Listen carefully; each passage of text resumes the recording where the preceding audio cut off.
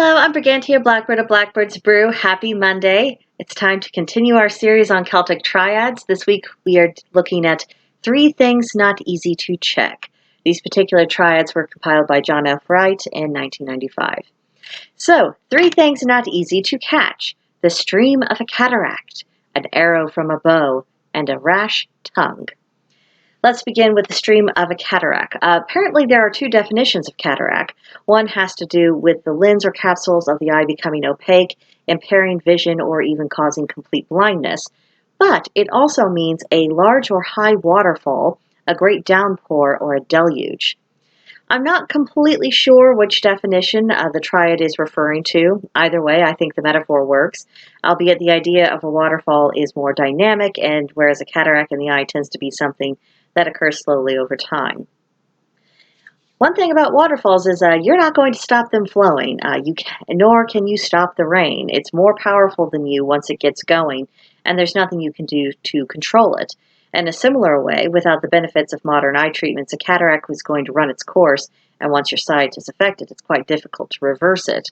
So these are things that we lose control of. Next, an arrow from a bow. Once an archer releases the arrow, there's no way to stop it until it hits something or it runs out of energy.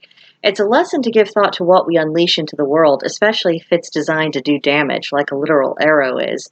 We can easily point out the consequences of actions in the world that, they were loosed like an arrow, and the suffering that has been caused by arrogance and thoughtlessness and a failure to pay attention to what one is doing. And again, once it's out of our hands, it's out of our hands. The consequences become something we cannot control. Now for the rash tongue. The spoken word has power. It can be used for good or ill. Those who practice the craft soon learn to have respect for language, for the exact meaning of words and what we are conveying through those words, because it creates effects. Words can get us into trouble. It happens all the time, probably more frequently in the age of social media. Now, in times past, if someone had a slip of the tongue or, in a moment of anger, they said something that they later regretted saying, there wasn't as necessarily as extensive damage, especially if it didn't happen in public. And even if it did, it might spread through town, but probably didn't go much further. Most towns had their own gossip to worry about without collecting the gossip from towns further afield. But today, we are hyper-connected to the internet, which means everyone is a de facto public figure, and essentially we are always in public. And that means our actions and our words are in public and can be witnessed by pretty much everyone around the world. That's a pressure that our ancestors never had to contend with. Another thing about speaking rashly is that it's often spurred by uncontrolled strong emotion, and by venting that emotion unwisely or in the wrong setting.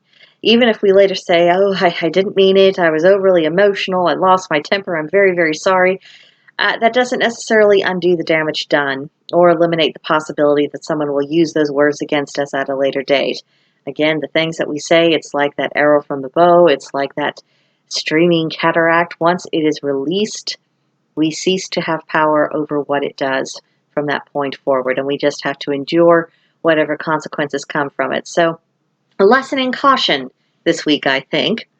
So if you have any further thoughts on this particular triad, I would love to hear from you. You could visit us at Blackbird's Brew on Discord. There's a link to join in the description box below. And of course, please subscribe to this channel, like the video, leave a comment. I'll see you in the next one. Bye.